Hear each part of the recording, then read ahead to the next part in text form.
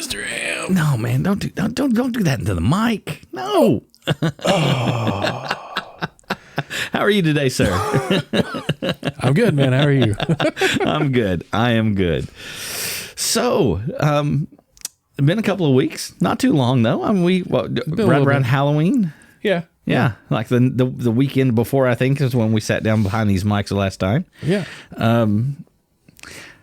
So since then, I've had the flu. I heard. Yeah. Yeah. I'm sorry, man. I hope you're feeling better. You sound better than you did a couple days ago. Yeah. I'm still I feel like I'm gravelly a little bit. Mm-hmm. But yeah, I feel better. Okay. So yeah. Well, that's good. That's good. I'm glad you're feeling better. Yeah. So you started off the show tonight with something little out there. Oh, well, you just informed me of some stuff that's been going on I had no clue about, and I thought it would be funny. So, yeah, you were just telling me that Governor Beshear just passed I don't know what you would call it. He signed an two executive orders. There you go. Yeah. So I had heard nothing about either one of these, but I thought it was pretty funny. So yeah, this popped up on my my feed on Facebook actually, and so yeah, his two executive orders have made a lot of the right unhappy and a lot of the left happy. It seems like. Right. Yeah. Which I don't know, man. I guess I'm naive, but I just don't understand. We've talked about it before, but I just don't understand the political divide on every single topic. I agree. Like, I don't understand how healthcare is political. I don't understand how vaccinations are political. I don't understand how education is a political issue. I don't understand how women's reproductive rights are a political issue. Like, you're right. I get how they're legal issues. Right. I get how they're social issues. But politicians are supposed to be providing for the people they represent. Right. I don't understand how arguing with each other back and forth and getting nothing done represents anyone. No, it doesn't. It really doesn't. And we are so polarized at this point, and we are so divided, almost like right down the middle, that we are at this balance point where nothing gets done because it's like it's not.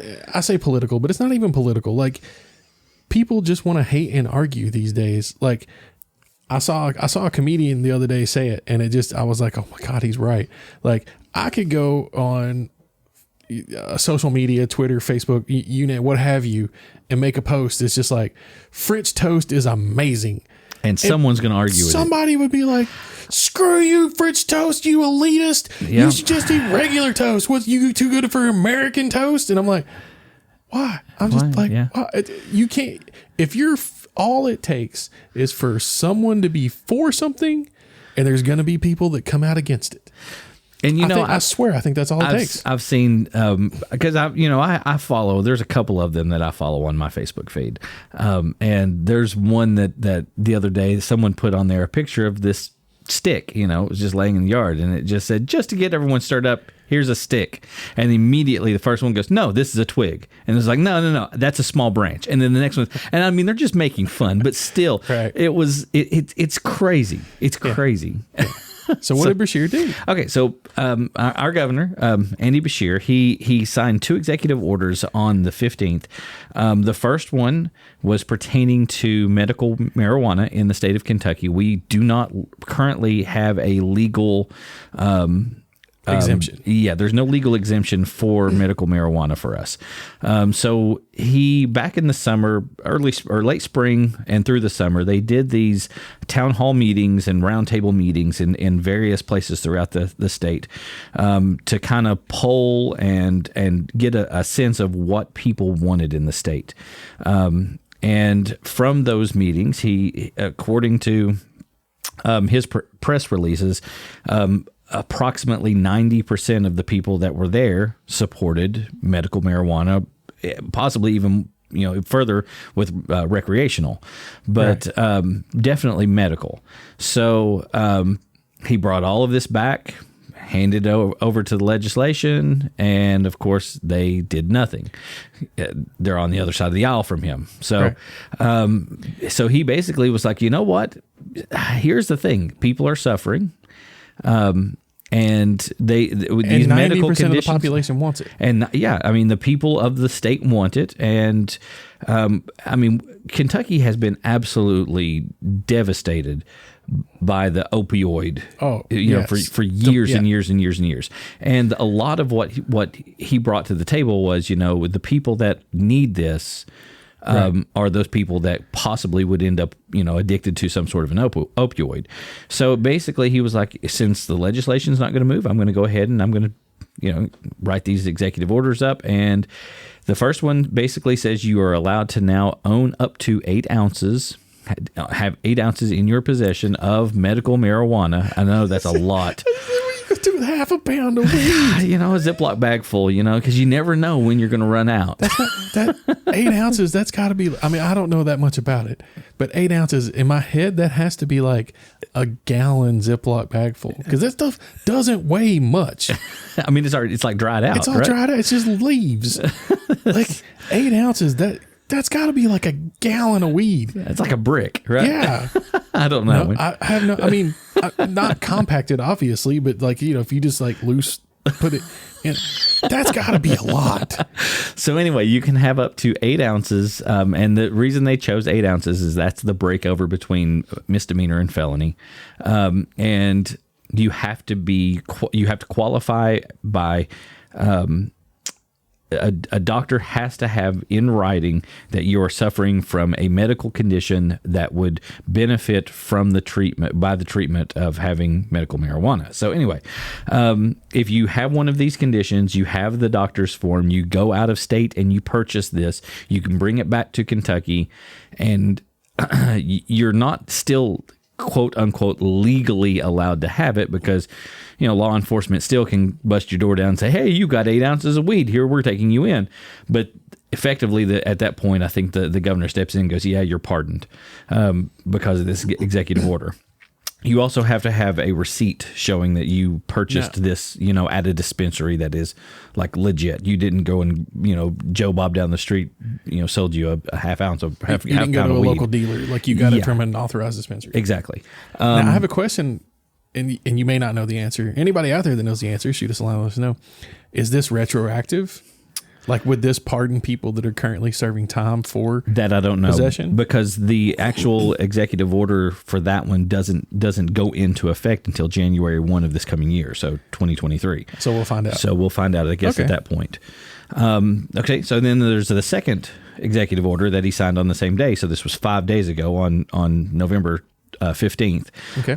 And this executive order deals with Delta 8 THC products. And these are the gummies and the cookies and the muffins and the butter and all that kind of stuff that you can go and buy at all these like smoke shops and stuff that's around Kentucky. And there's been like convenience stores where you could go and buy Delta 8 gummies and all this kind of stuff, and the vape products and all that. And basically, it's kind of been a gray zone because we had a federal law that was passed by I can't remember what they were called now. That's okay. It's a federal law. Yeah, it's federal law basically saying that Delta 8 is a derivative of hemp, not a derivative of straight, cannabis sativa. Marijuana. Yeah, marijuana. So the basically because it was protected under these hemp laws, it was a gray zone. No one was saying was knowing, hey, is this legal? Is it not? Federal says, yeah, it's fine, but states are like, no, because people are getting high from this stuff. This is not legal.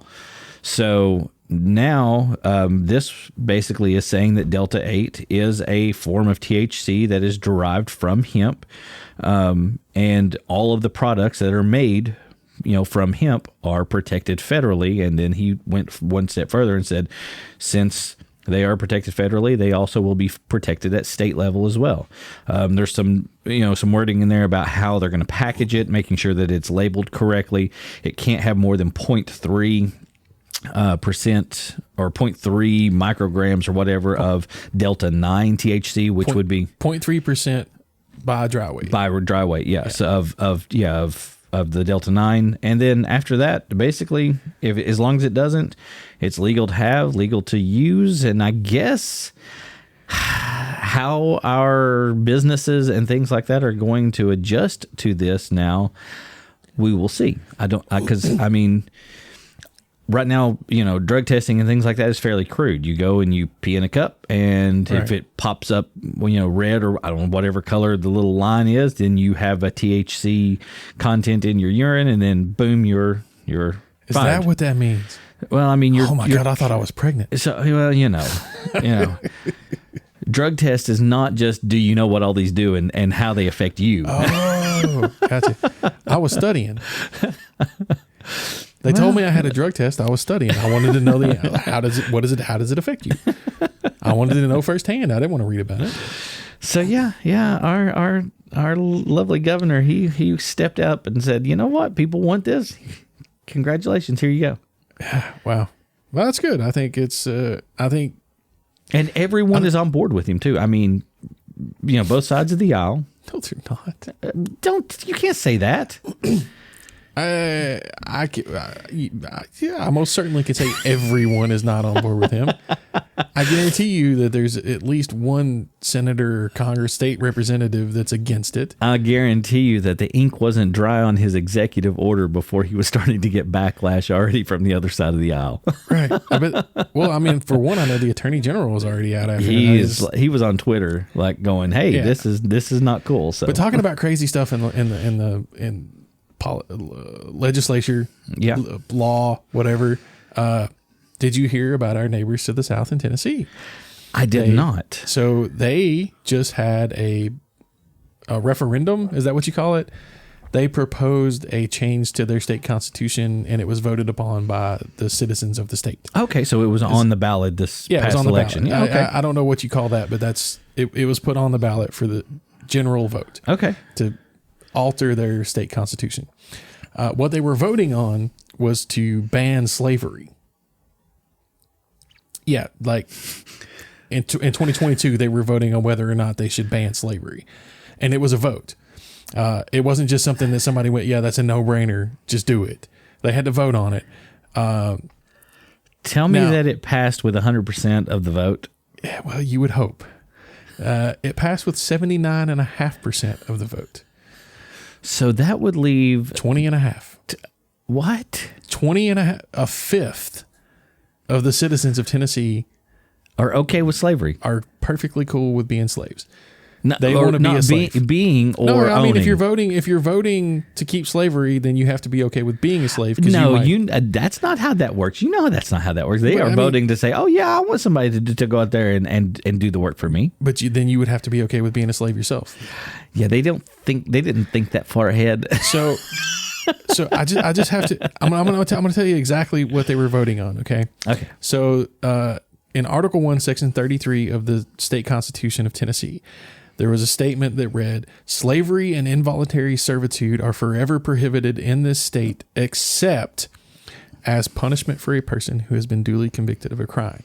Right. The new amendment would remove that exception.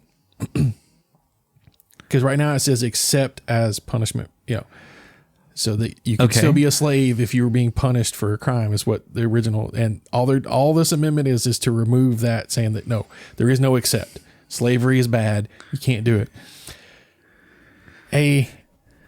The new revised edition will read, slavery and involuntary servitude are forever prohibited. Nothing in this section shall prohibit an inmate from working when the inmate has been duly convicted of a crime. Okay. So basically you can still do a work detail. Right.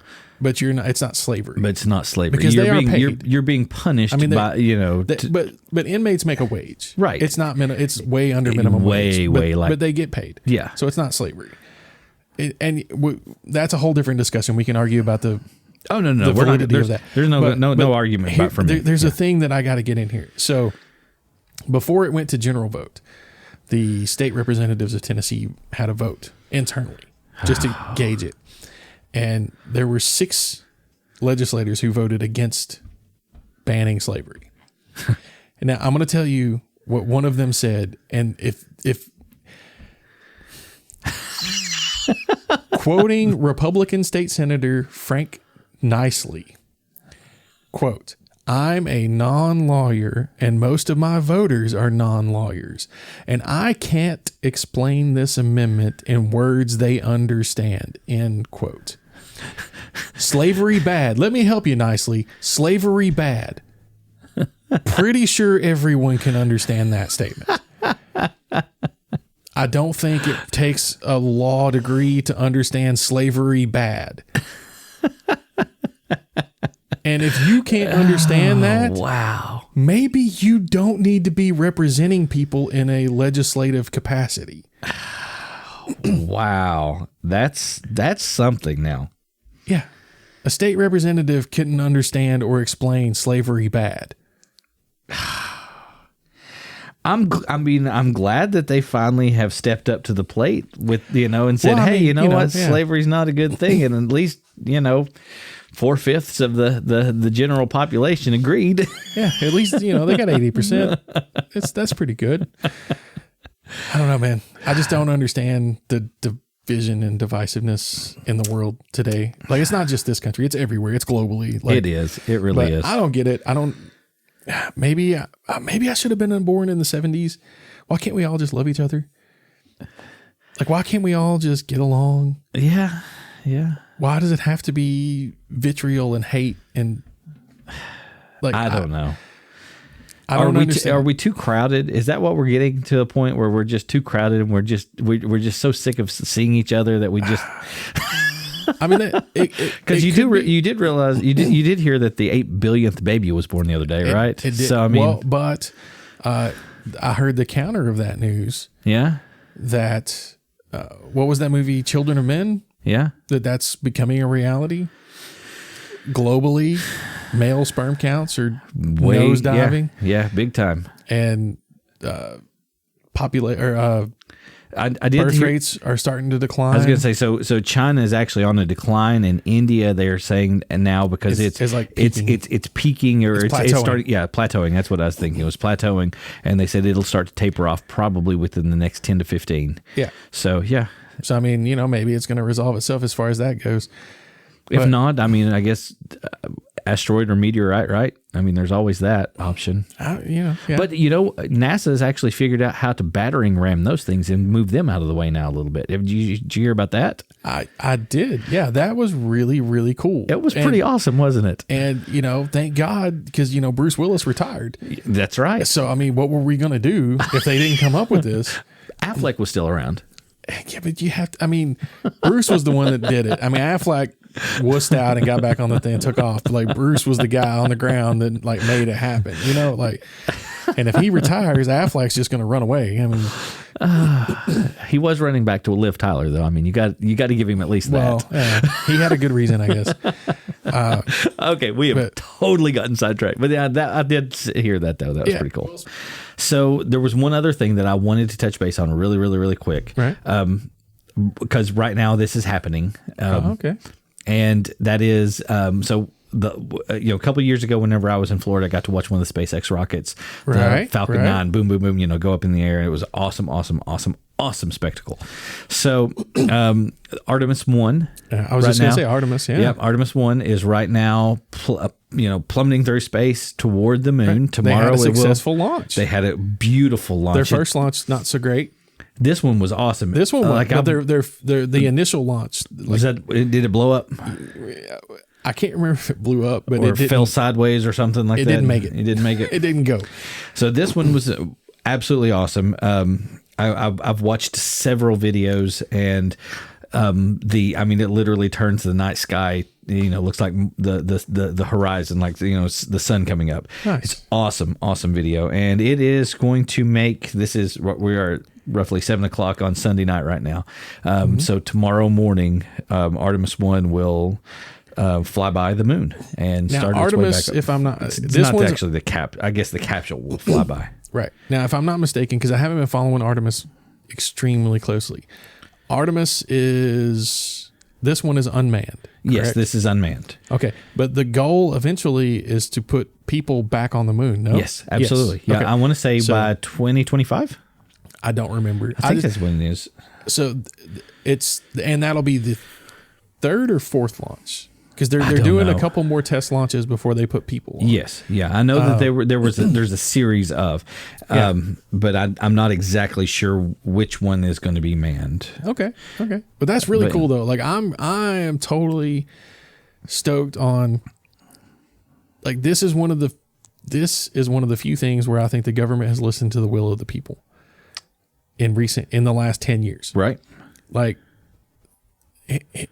you ask any citizen of the country, overwhelmingly your margins are going to, okay, go ahead. I'm sorry. No, go ahead. I just saw something. So, That's just, I'll say it here in a moment. So overwhelmingly, if you ask the citizens of the country their opinions, the responses and the majority are going to be, we want affordable health care. Right. Or free, or, not free. Everybody wants to call it free. It's not free. No. But it's paid for by your tax dollars. Right. Like the way universal, like the way it is in every other developed nation in the world. So that's one thing everybody wants.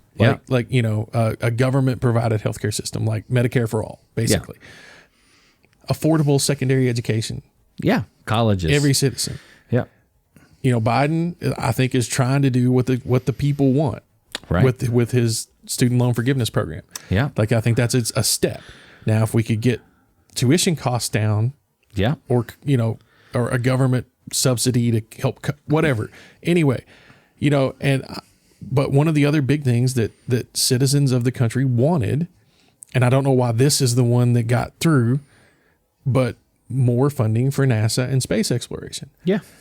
Because NASA's budget had been slashed over and over and over since the 60s. Yeah, which is why they eventually scrapped shuttle missions and all that kind of stuff, because they couldn't afford to send anything into space. So we were catching rides with Russia or China or whoever was sending people to the ISS and all of that. So, yeah. So I think, I don't know why this is the one that got through, but I'm glad that. I want to say it was probably because of the success of SpaceX. Well, but but that was part of the increased funding. Like that a lot of that money went to SpaceX. Really? Like, yeah. I was thinking Elon did most of that. Oh, hell no. I thought that was Most of the funding SpaceX was his baby, and then NASA was basically paying him to do a lot of this stuff. But that's where he's getting his money for SpaceX. It's from NASA. Yeah, but I was thinking it was not nearly like what NASA typically would spend. No, it's less than NASA would spend, but that funding that NASA got is largely going to SpaceX. It's going to SpaceX. Okay. Yeah. That's cool. I mean, he's doing it way cheaper than what NASA was doing it before. Right. But most of his funding comes from NASA. Okay. Or SpaceX's. Most of SpaceX funding comes from NASA or government agencies that are affiliated with NASA. That's where most of the money that pays for SpaceX comes from. Okay. It's not, Elon does not have. That's not his baby that he goes, oh, this is my another company pet project over here. We're going to go to space. Well, so that's another company that was already founded and going. I was thinking that I remembered SpaceX from like back on the Discovery Channel years and years ago. Yeah, there were several competing agencies because NASA was trying to find a reusable rocket. Right. And SpaceX was one of the companies developing that long before Elon got involved. Pre-Elon. Okay. And then it's just like Tesla. Yeah. He came in, bought them out, and is like, I started this No, you didn't. You didn't start Tesla. You didn't start SpaceX. Like you just nurtured it along the way. Yeah, exactly. I mean, he doesn't. I think PayPal is like the only thing he may have even acquired that, but he is not an innovator. He is he is very capable of spotting a great product and pushing it forward. Yeah. That's his strength. He is not an innovator himself. He is great at buying something that's good and making it better. Right. But yeah. And like, anyway, like all of his claims of like all this work that he's putting in on the science of SpaceX, like no. Yeah. He goes in and he puts in hours and he does sit with the engineers, but to hear people that know in the back channels, like some of the podcasts I listen to and stuff, nobody will go on record. But it's like, I have friends that work at SpaceX and they tell me that yes, Elon is there a lot, but they would get more done if he wouldn't be. Yeah. You know what I'm saying? Like it's one of those things where he's just like in the way. Well, if we put duct tape on it over here. Yeah. It's just like he's more in the way than he is helping. Yeah. But anyway. So you were saying that Artemis 1, this is the one right now that's right. Unmanned? No, it's not unmanned. It's got a robot in it or something. Got Shaun the Sheep and Snoopy are on board right now. And a robot. Yeah, but it says right now, Artemis 2's crew are expected to be selected soon. So there's going to be one that will be crewed. That's the next one, right? And then although Artemis 1 is quote unquote uncrewed, it is carrying 2 very special passengers, Shaun the Sheep and Snoopy, who are traveling further than any human has before. That's kind of cool. Yeah. Yeah. Kind of funny too. Yeah. But that's cool that we're getting back at it. Like, yeah, I'm glad that. I agree. Because, I mean, that's just something that brings people together. So whenever I was there at, watching the launch, we ended up going, they were supposed to launch at like 11 o'clock. They didn't launch until like 2 o'clock or 2:30 in the morning because it kept pushing back and pushing back and pushing back. And they kept going, people around us were saying, they may scrap it tonight. They may scrap it because clouds were moving into the area and they had to wait for everything to clear out, right? But so here we are, me and the wife, we are just 2 random people from Kentucky that end up, down there across from the Kennedy Space Center, and we ended up in a field with a whole bunch of people, like right on the shore of the lake there, and like we pull in and we walk, kind of up to where we can kind of see what was going on over there, and like the people around us are like, "Hey, do you guys have chairs?" And we're like, "No," and they're like, "Here, we got chairs. Come on," and they were like, "Come and join us," and they were just like, "Come and hang out," because this is really cool. There was no politics involved. There was no anything. It was just a bunch of people that were really, really interested in this cool thing that was happening. And it brought people together. And I'm hoping that that's what NASA does with this. It brings people back together a little bit, at least in one aspect. I mean, I really hope so. In the scenario that you're describing, though, I almost fear that that's just more of a shared community anyway. Yeah, like those people are already similar interests, similar. Yeah, but I mean, that's true. But still, I mean, you don't know anyone. Like, there's no one knew anyone. It was just like everybody was just in this field, and they were like, "Oh, hey, come and hang out with us." Oh yeah. But it's. You're right. There was already there's already that commonality, right? Or even a perceived like, well, if they're here, they must be interested in this. I'm interested in this. So they got to be kind of cool because we're both interested in this. This is, I mean, you're right. You know what I'm saying? Like, it's. I think that's a little bit different than if it was just like, But that's what I'm saying, though. This is kind of what NASA has done in the past, though, because it has brought 60s, people together. For sure, yeah. Like, so everybody watched Neil Armstrong and Buzz Aldrin. Yeah, for sure. So, yeah. So I don't know. I guess I'm hopeful. Well, see. I'm going to take that statement and segue right into where we're going today. Okay. 40 minutes in. Okay. I wish I could be hopeful with you, but I think I've had my hopes up and crashed and dashed so many times that it's hard for me to be hopeful sometimes. Yeah. Because I've learned that there's no point in getting your hope up because you're just going to get disappointed. And that's something. Maybe. I hope that's not the case, but you may be right. And no, I'm not saying I'm right. I'm just saying it personally. Like it's hard for me to get excited about new things sometimes because the things I get excited about usually get smashed in the head with a sledgehammer at some point, and that's that. And that's that.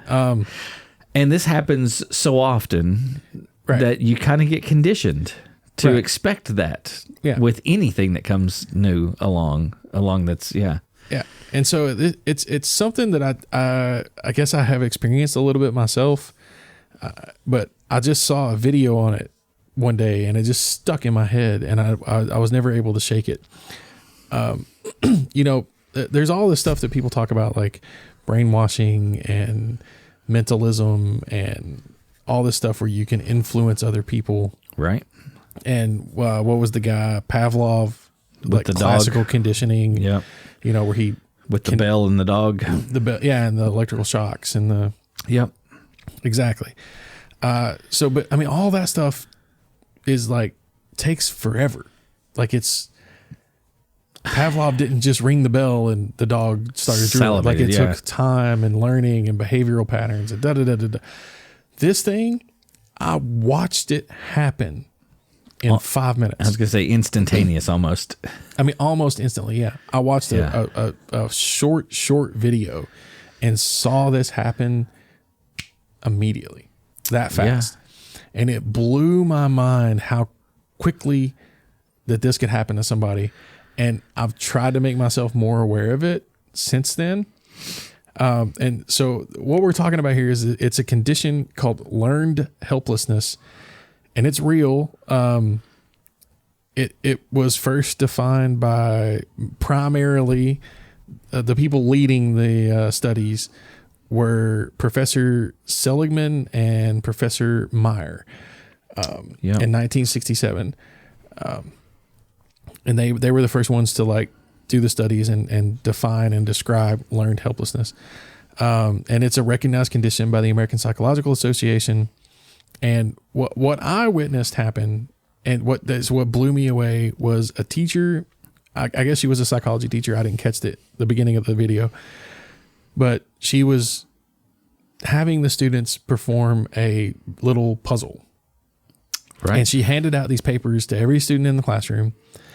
And what the students didn't know was everybody on the right half of the classroom had 5 words on a piece of paper, and everyone on the right side had the same 5 words. On the left side of the room, all the people on the left side of the room had the same 5 words on their sheet of paper, but the left side and the right side had different words. Right. So, except for word number 5.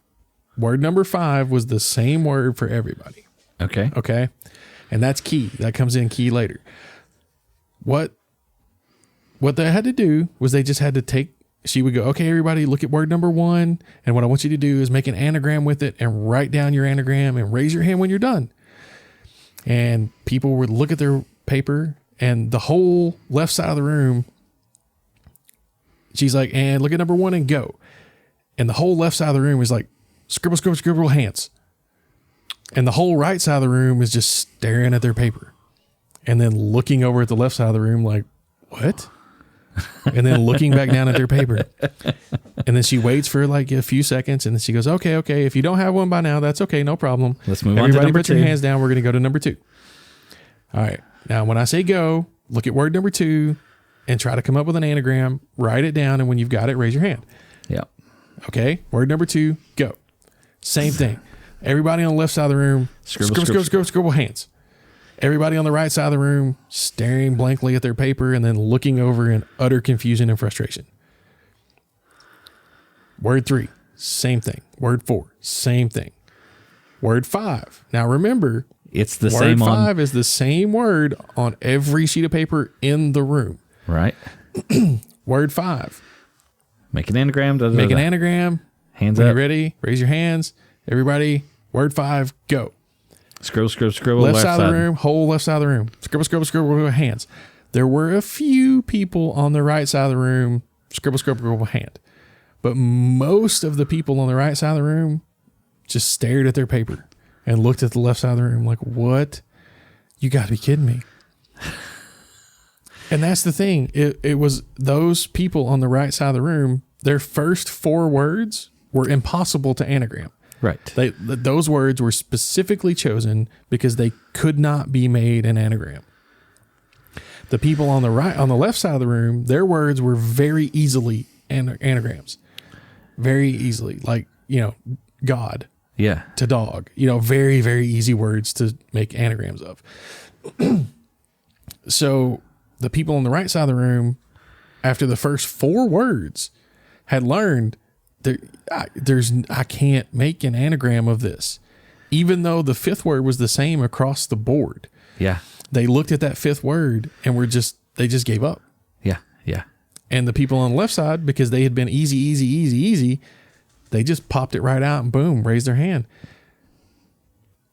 I could not believe how quickly, and it was that fast. Like, she did it faster than I described it. Right.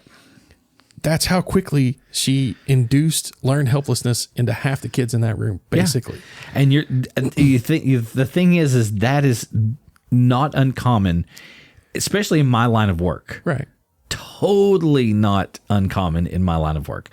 Learned helplessness is something we fight daily, like multiple times a day with multiple students. So yes, I've seen it. I've seen it happen. Right. And what struck me really home with this was after I saw this video, our eldest daughter, the older of the two, I make it sound like I got 40 kids. The older of the 2 daughters, she has in the past had a little difficulty with math. And this year, I've been checking in with her. She said things were good. We went on the website. I can't remember the name of it. It has like a weird name. But we went on there and checked her grades, and her math grade was pretty poor. And I was like, okay, we got to start. And I talked to her. I was like, I thought you said you were doing well. And she's like, well, I thought I was. And I was like, well, your grade doesn't reflect that. Yeah. And she's like, well, I just don't get math. I can't understand it. I'll never be able to do math. It's that mindset. And I was like, that's exactly that mindset, as she has learned helplessness in math. So in the education field, what that's called is a fixed mindset. Okay. So yeah. But anyway, go ahead. No, I mean, that was it. That really struck home to me after, because I had just seen that video, and then the next week I encounter it in my life like that. And, I'm not an educator. I'm not. And I have been told that I'm not great at conveying knowledge. Okay. So I've been told I wouldn't be a good teacher, but I'm like, I got to help her. Like, she's a super, super smart kid. She really is. And I think even on here, I've talked about her struggle, and, we just got their first term grades. Yeah. She wound up at the end of the first term with a 93 in math. See, that's awesome. But it takes that switch between that fixed mindset versus, so in the education field, we don't necessarily go, I don't want to say learned helplessness is something that we don't call it, because that's there. We know that that's there. Right. But culturally, as teachers, we deal with what they call a fixed mindset versus growth mindset. Fixed mindset, definition of it, people believe their basic qualities, like their intelligence or talents, are simply fixed traits that they can't be improved upon or anything like that. Basically, if they're spending their time doing, this whatever task, they're not going to improve, which is kind of where she was at. She's like, I don't get it. I'm not going to, never going to get on math. It's that somebody I'm not good at that. Right. But when you turn around and look at the growth mindset, which is what culturally we try to build in the school system, that is the belief that your ability becomes better through hard work and help from others. So that those skills, those traits are can improve. And, it just takes diligence and hard work. And sometimes just looking at it and having those little successes, those are big. There's multiple different steps in the growth mindset. And I can go over these, like incremental success. That's a big thing. We set big goals, but we have to celebrate the steps that get us to that big goal. Right. So that way you start to build that, yes, I can, rather than no, I can't. Yeah. And that's something attitude. I've learned for myself, like, a few years ago, I tried to lose some weight, and I did.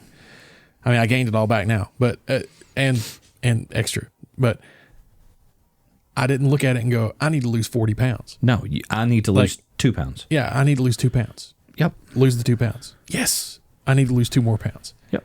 That's lose it. 2 more pounds. Like, because I knew if I went, I need to lose 40 pounds, like I would lose the motivation before I got there. Right. So I understand. Yeah, and I fully. And okay, so the second part of it here, like it says to embrace failure. But when you embrace failure, you don't look at it as this was wrong. You look at it as this didn't come out the way that I thought it would. How can, what did I learn from this? Right. So it's another, it's a way of processing, looking at it. It's another thing is like that fixed mindset where I'll never be good at this. Got to make sure that part of your brain you're aware of, and okay, when that starts creeping up, I need to turn that the other direction. Yeah. And she thinks I'm silly, but I made her say stuff out loud with conviction. That's it. Like, I'm intelligent. I will understand this. Literally, the next step is changing your language. And I am not failing. I am learning. Right. I am not making a mistake. It didn't turn out the way I wanted to. I'm not stressed or worn out. I need to re-energize. I mean, it's just it's that. And she would say it like, yeah, I'm going to understand someday. These are not problems. These are challenges. Yeah. And I'm like, no. It's not, I'm going to understand it. It's, I will learn this. Yep. It's not, I'll learn it. No. Like, you got to, with conviction and belief. Yep. Say it, believe it. And she just something that exactly what you were doing. Seek outside help. Yeah, that was a big key for her. Well, and she won't. Like, she didn't seek out the help. The help kind of had to be forced on her a little bit. I will say, because last year we kind of went through the same thing. But last year she was extremely resistant to me trying to help. This year she was much more receptive to my help. But you also got to look too. I know we've discussed it on here before. The situation that she had with former teacher was not necessarily good either. So, right. And I think it's much better now, right? So I've never seen a school do this before. They switch teachers every 12 weeks. She's in this. That's not cool. But the teacher she had last 12 weeks, yes. We did the parent teacher conference, went in and spoke to him, and he was like, oh yeah, totally. You should have come to me. I would have helped you. And right. Yeah, gladly. And he let her, that was one of the biggest things to her getting her grade up so dramatically was he let her retake some of the stuff that she'd done poorly on. But to see that, and that was one of the things I told her at home. I was like, look, this isn't your teacher last year. Like, see how nice he was, and he's even letting you retake this, and he's going to let you do it at home, so you're not pressured about having to get it done while you're in the classroom.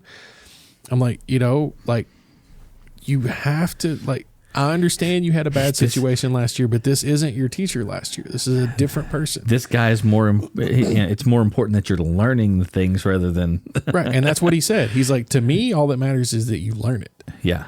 He's like, if it takes you a little longer, that's fine.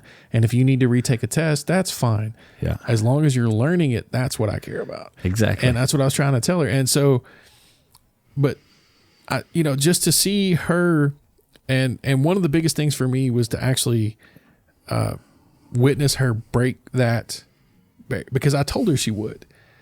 I said, there will be a time, and it may take a while, and I may have to, and every time we said, because all she's doing right now is formulas. Right.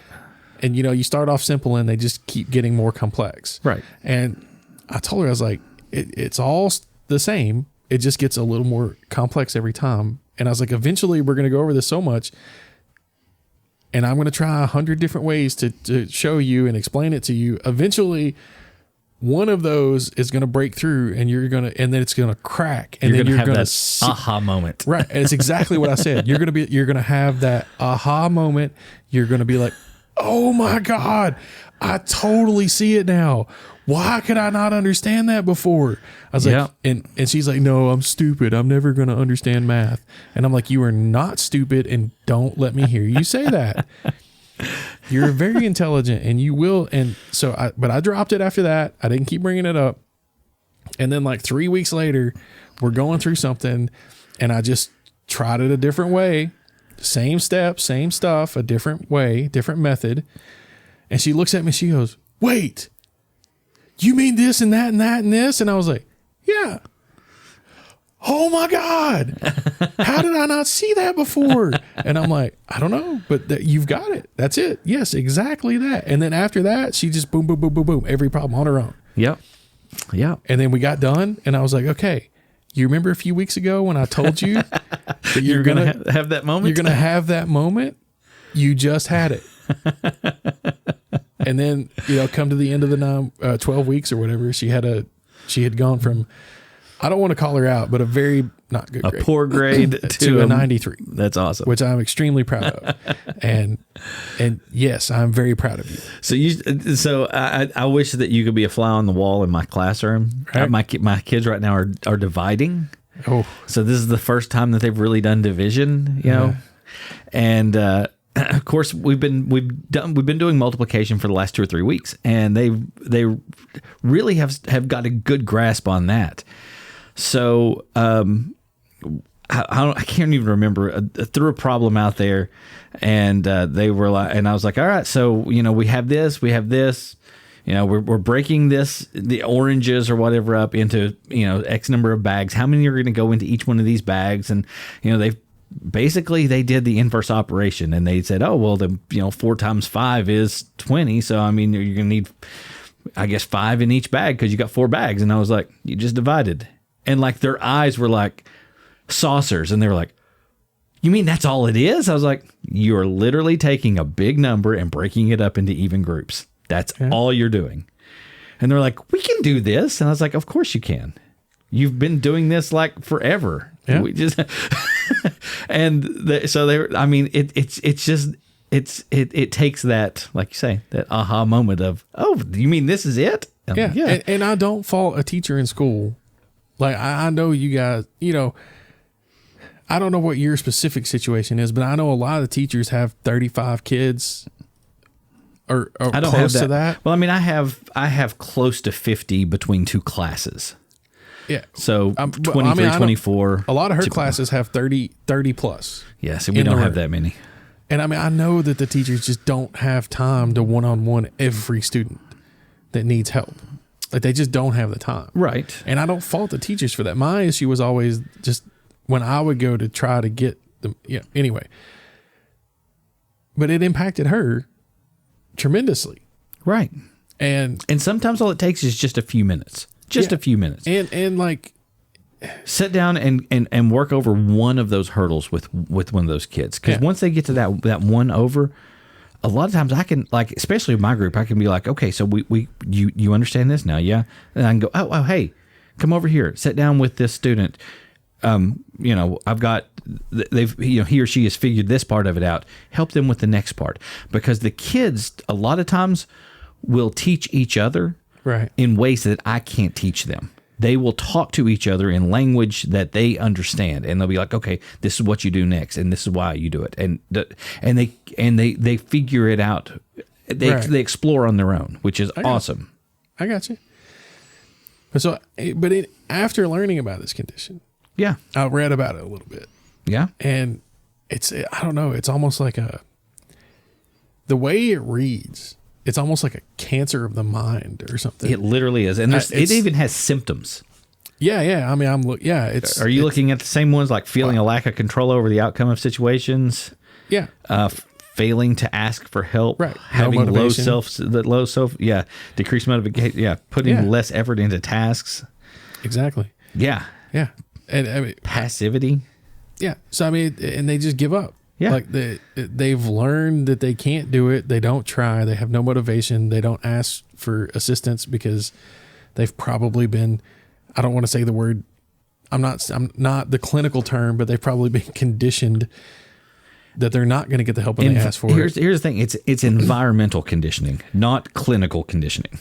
Yeah, environmental conditioning, because you've had this situation and you've failed, or it's been such a challenge that you've not succeeded so many times that your brain has conditioned itself. No one is going out and conditioning them. Right. And here's one of the things that really strikes to me is it increases the chances of conditions such as depression and anxiety. Yeah. You know, the materials I read said a lot of times this sets up in childhood, and it can exhibit in a lot of ways. Low self-esteem, low expectations. They give up easily. They don't ask for help.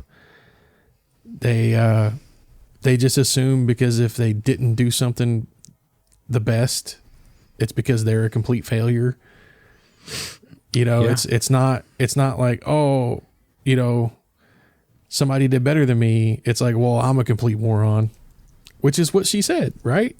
Yeah, I'll never understand that. I'm dumb at math. You know, it's like, no, you're not dumb. You're very intelligent. And just trying to get her to see that in herself, you know? You know, we go through trainings and all of that kind of stuff, like you were talking about with anxiety or stress or things like that. And I think it's one of those things that we look at the beginning of every school year and then multiple times throughout the school year. And we have to be like diligently conscious of how does this child come to us? Like, what are they bringing with them? What baggage are they carrying with them? You know, we try our best as teachers to make it as easy as possible for any child to sit down in a classroom and learn in a safe, nurturing, you know, environment where they can explore and learn without having to fear anything. But you've got these kids that come in and, you know, I don't want to say, let's say, you know, they come in, they don't have their backpack, they don't have their book, they don't have their pencil, they don't have whatever is going on. And, you know, a teacher will, you know, well, where's your stuff? Why are you not prepared? We don't know what's happened to that kid before they get here. Were they making sure that their little brother or sister had breakfast on the table? Right. Were they making sure that mom and dad is still okay because they were strung out all night? You know, you never know. Right. What they're bringing with them. So we as educators also have to be very, very, very careful. And this learned helplessness, a lot of that comes from traumatic events. Okay. It can. So the low self-esteem, you know, the motivation, they have no motivation because their mind is somewhere else. They're absent. They're physically there, but they're mentally absent. All of these things can contribute to this learned helplessness and that fixed mindset. So we have to you know, try our best to create an environment where, you know, that growth mindset and that culture of growing is always present. And it's hard to do. it's definitely hard to do. Oh, totally. I can see, like, it's hard. Yeah, I worry about that so much. Am I being a good parent? Like, am I doing the right things? Am I making a good example? Like, I feel really bad for it, but, like, you know, there's stuff I have to get done. Yeah. And sometimes the kids are like, hey, can you play, you know, will you play a game with me? Will you help me with this? And I'm just like, I can't right now. And then I'm like, well, should I have, like, should I have put the other on the back burner for a few minutes? And I do the same thing with Penelope. I do sometimes, like, my kid. Like, I'll sit and play with the kids. Sometimes, like, I don't always choose the other thing, but there's certain times where I'm just like, nah, I have to get this done. The thing is, I think the important thing is to come back to it. You know, I try to, but sometimes, you know, and they've already gone to bed say, before I get back. If they've already gone on to something different, see if you can insert yourself in another way. That's at least that way you can say, hey, you know what? I really had to get something done earlier, but I'm here. If there's something that you would like to do, I'm available.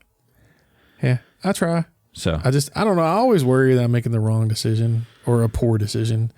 Dude, I know I always make the wrong decisions. I am the Elon Musk of this family. I don't think I always make the wrong decisions, but you know, sometimes I wonder, you know, am I making things worse? Or I don't know. Well, you know, we'll find out whenever they go see their therapists in 20. No, I'm kidding. I mean, no doubt. Oh, goodness. I know I talked to my therapist about no, I'm kidding. I don't go see a therapist. Hey, there's nothing wrong with it. There isn't. But I'm just saying, it's one of those things where I think the ultimate goal of a parent is to make their child's life as easy as possible and better than theirs, right? Like whenever I want my kids' childhood to be better than my childhood, but I also want my child to learn and to know what's right and wrong and you know, have a moral compass. Right. And I think for me, part of it is just like, you know, I want to be there and I want to do things with the kids and I want to play the games and, you know, sit in the floor and play dolls or whatever. But, you know, also, I mean, it's hard these days, especially, but I think it's important for kids to hear no. Oh yeah. Like, I mean, I think if you yes everything your kids say, yeah, you can't be that person, right? I mean, because I think that's just as bad as no everything your kids say. Like, I think you have to try to find a balance. And my concern is, am I yesing and knowing the wrong things? Like, you know what I'm saying? Like, I can see that. I can understand that. I try to, you know, as a parent, I understand that. I feel like it's important that, yes, you have to do things with the kids, and yes, you have to, and, you know, I'll discipline, right? But I'm not totalitarian, right? If they can come up with a good something, I'll compromise, right? You know, like, hit me back with a good counter. If you can hit me with a good counter, that might be accepted. Yeah.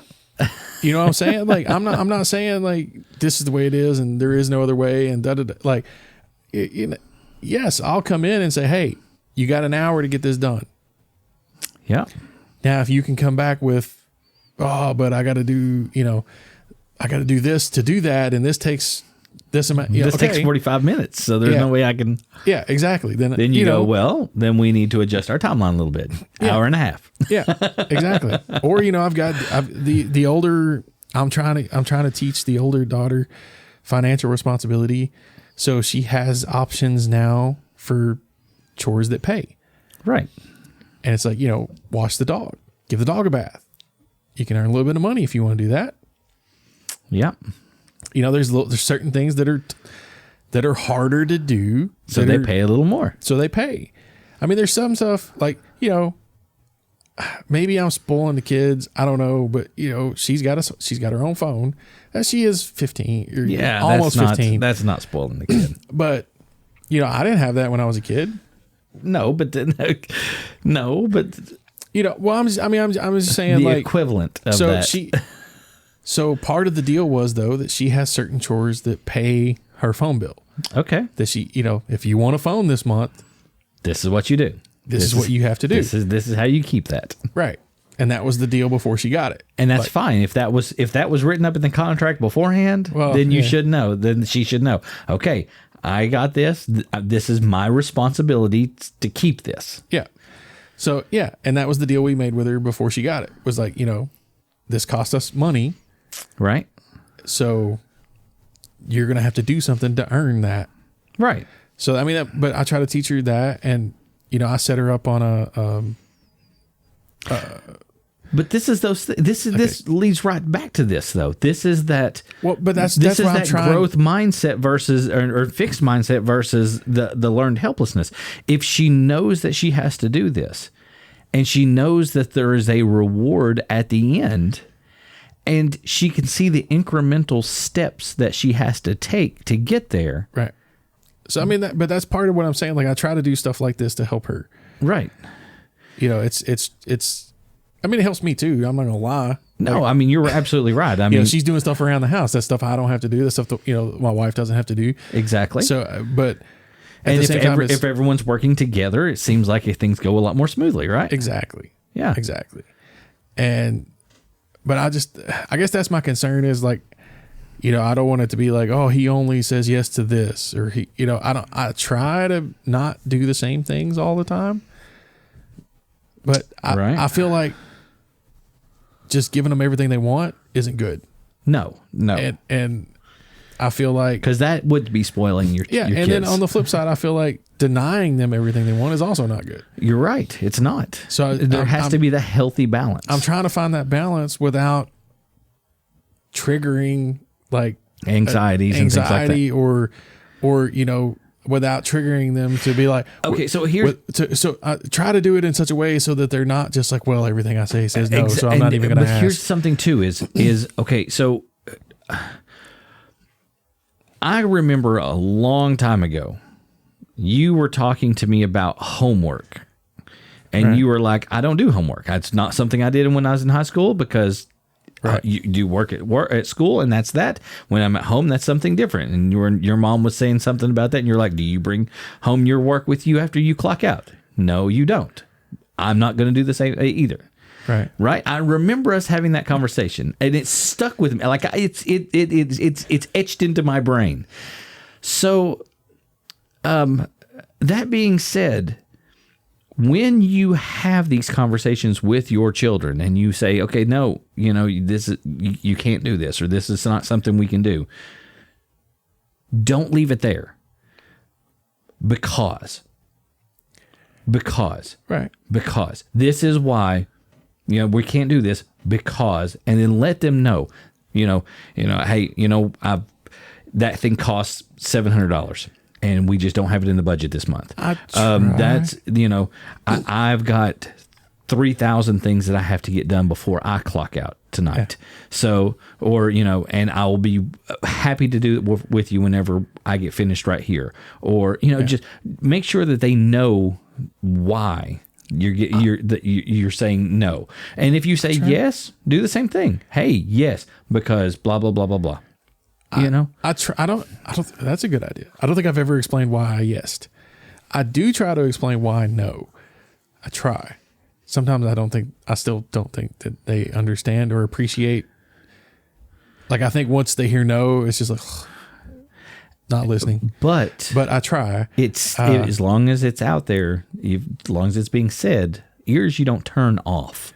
Well, yeah, I know, but attention can go somewhere else, but that subconscious brain is still working.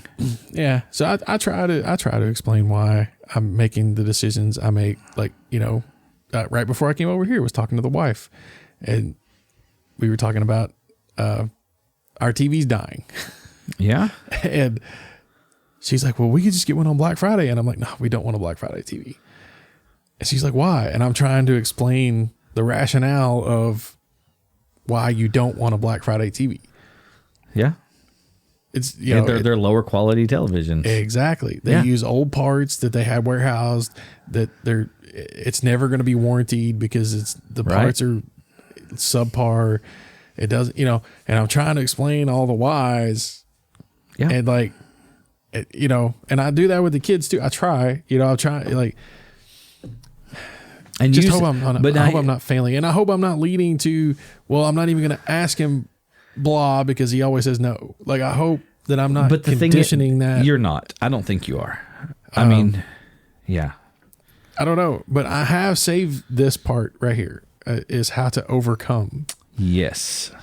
Learned helplessness. And I did save that before. And I'm like, I'm trying to implement this.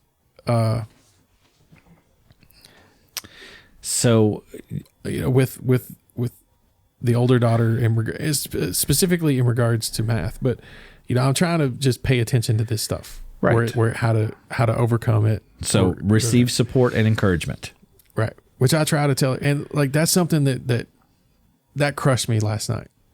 Yeah. I'm not.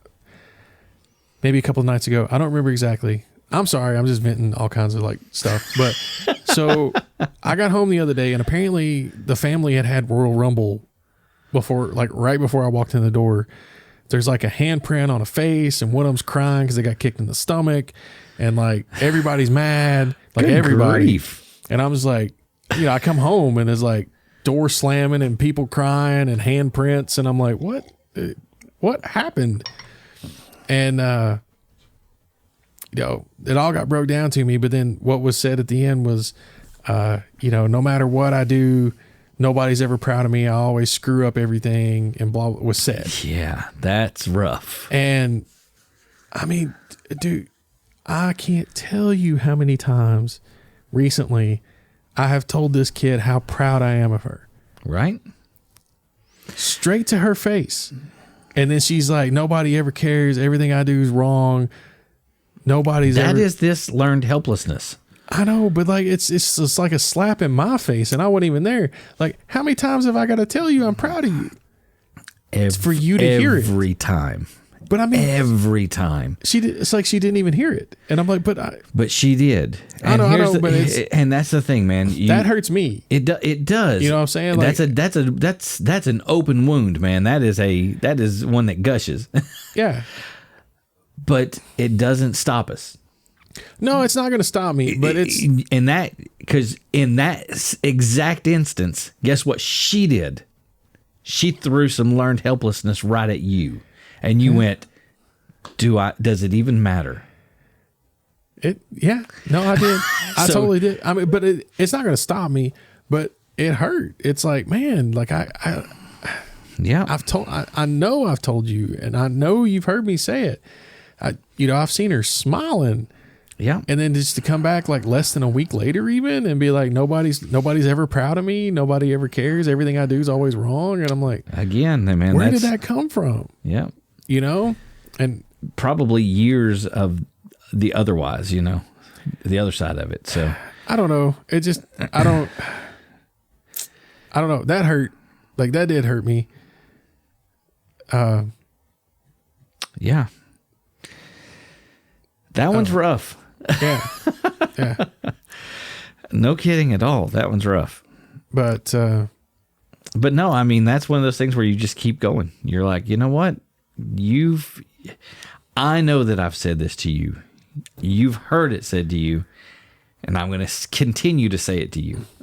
Yeah. Well, I don't know. I didn't even say anything about it because and you don't. That's the thing. You don't have to. Just next time that you're proud of her, you tell her again. I will. Yeah. And eventually she's going to come around and go, wait a second. She's going to have that aha moment. I hope so. I hope so. I don't know. But so just a couple of quick things at the end of this. We're running kind of long on time here. Yeah. But some examples, if you want to look out for this in your own life, some common examples for children are even after studying, check. Getting low grades on exams, right? Check. They start believing that studying for tests doesn't matter because they're not going to do well anyway, and they can put less effort into school. So if you see that, you might have a kid that's not getting support in the classroom or at home. If you're the teacher seeing it, that kid might not be getting support at home. If you're the parent seeing it, your kid might not be getting support at school, or, not trying to call anybody out or step on toes, but maybe you need to step up a little bit at home. Yep. In adults, it often will show up in personal relationships and with work duties. It's more exemplified by low self-esteem and be a person that's very passive and doesn't try to excel in anything. They just kind of coast. Yep. They'll put less effort into tasks. Yeah. Feel frustrated by everything. Yeah. So, and if you're going through something like this, reach out. There's hotlines. There's BetterHelp. If you've got some money. What is the new one? Is it 811? I know that's the suicide. Oh, that's for suicide. Yeah, suicide hotline. But if you're thinking of that, definitely remember that number. Good grief. I mean, this borderlines like depression. It is. It's very similar. 988, by the way, is the suicide and crisis line. Okay, 988. 988. Yeah, in America. 811 is the dig before you dig. Call before you dig thing. Yeah. Sorry, guys. It's been a long weekend, leading into Thanksgiving. Good Lord. Right on. Thanksgiving. Planes, Trains, and Automobiles. Good to watch. Ham, turkey, and dressing. Oh my goodness. So, learned helplessness, guys. It's easy to fall victim to this. Be aware of it. Try your best to surround yourself with people that encourage you rather than tear you down. Try to, in your head, look at things as in a perspective of growth rather than obstacle. It's challenge rather than failure. It's a learning process. And always, always, always remember to celebrate those little steps because, what is the old thing? Rome wasn't built in a day. It took them a week. Yeah, I mean, exactly. The Great Wall was built one brick at a time. So,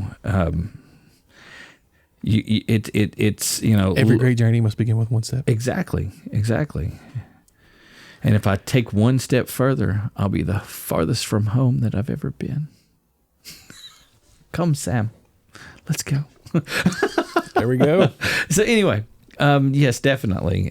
Make sure that you celebrate the little things because you may not, the light at the tunnel may still be pretty far down the tracks, but each time that you take a step forward, you're moving closer to that goal. So, yeah.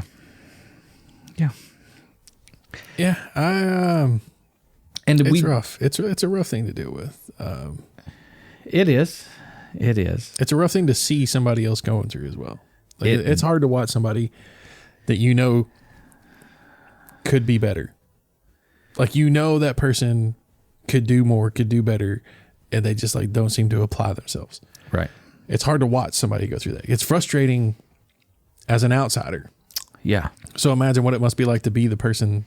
Exactly. You know what I'm saying? Try to be more sympathetic and less judgmental. Yeah. More empathetic. Yeah. Well, maybe that's the word I meant. Yeah. I get those confused. Yep. But yeah.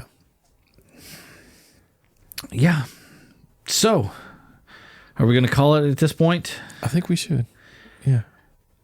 Here right at the very end, I want to say Happy Turkey Day to everyone.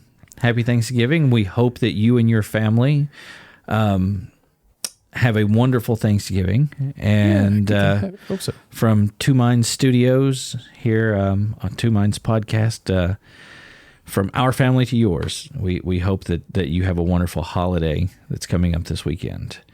If you would like to listen to other episodes of our podcast rather than this one that you just listened to, you can find us on our host site at twominds.podbean.com. You can also check us out on Spotify or whatever podcatcher that you currently use. You can search our names, Jason Claywell or Jeremy Ham. You can also search Two Minds Podcast. I definitely did that on Spotify the other day, and we popped right up there, which was awesome. Yeah, and most podcast apps you can search for us and find us any of those ways. Yep. Yeah. We can also be found on Facebook. Yeah, facebook.com/groups/Two Minds Podcast. There has been a change to the groups recently. Meta, Facebook, whatever you want to call them. They changed their name. It's Meta now, but Facebook, whatever. They made a change to the way groups work. It is a public group. It is open to everyone, but it's not a setting that we have enabled, but it now requires authentication to let new users join. Apologies, but anybody is welcome. Just come in and post, and I'll approve it as long as it's not an obvious troll or bot. But don't trolls are wonderful people. Lives under bridges. Yeah, a troll as an entity is fine, but somebody trying to troll me is not. Oh, that troll. Yeah, okay. Yeah, as a verb, not as a noun, as a verb. Okay. Totally. I was like, no, don't talk about our listeners like that. You can also send us an email if you would like to ask us a question, drop us a comment, anything that you'd like to say. twomindspodcast@gmail.com. And currently we still do have a Twitter account at Two Minds Podcast if you want to send us a tweet. Don't know how long that's going to last, but yeah, we will be on Mastodon. So I will set up a Mastodon account for us. I just have to find a server because the influx from Twitter right now is so immense. A lot of the servers are being overwhelmed. Yeah. So it's hard to find a server to join right now. It's kind of like election night 2016 whenever the website for moving to Canada crashed. Yeah, pretty much. Yes. That was crazy. Yeah. So but I will get us one set up for the podcast. I have a personal one right now. I've been playing with it a lot. If you haven't checked it out, check out Mastodon. It really is, I think, a superior alternative to Twitter. Like, cool. I'm not gonna lie, I've had an account for a long time. I just set up a new one with a new server because the server I was on wasn't very good. And that's the only nitpick I have about Mastodon is your experience is largely determined by the server you join. So you kind of have to find a good server. Right. And it's a little confusing. Well, because like the thing is you have an account. Once we have an account, they're going to join the server that we're part of anyway. So once you've picked a good one out, we're all good, and our fans are going to be good as well. Yeah, that's right. I will lead us to the promised land, folks. Just follow. I'll pick the best server. You guys just join that one. No, but that is what's really cool. The servers can be very specific to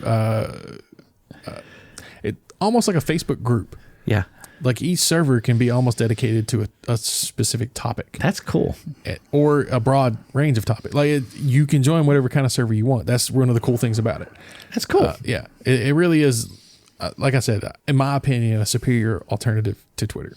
Nice. Yeah. But anyways, I think that's all of our contact methods. I think. Twitter, email. Yeah. Podbean. I was going to say, listening to us through. Yeah. Find us on a podcatcher. Yeah. Try to stay positive out there. Yeah. Growth mindset. Remember. Growth mindset. Be positive. Open. Yep. Try. If you have difficulty, set yourself a smaller goal. That's right. Don't. How do you eat an elephant? One bite at a time. One bite at a time. That's right. You don't just stuff the whole thing in your mouth. It'll never work. I promise. I tried. So what are you guys going to have for Thanksgiving dinner? You guys are you doing traditional or non-traditional? I don't even know where. How do you know that Mama and they already Pops is? Oh, did they already do theirs? Okay. Well, hey, we're welcome to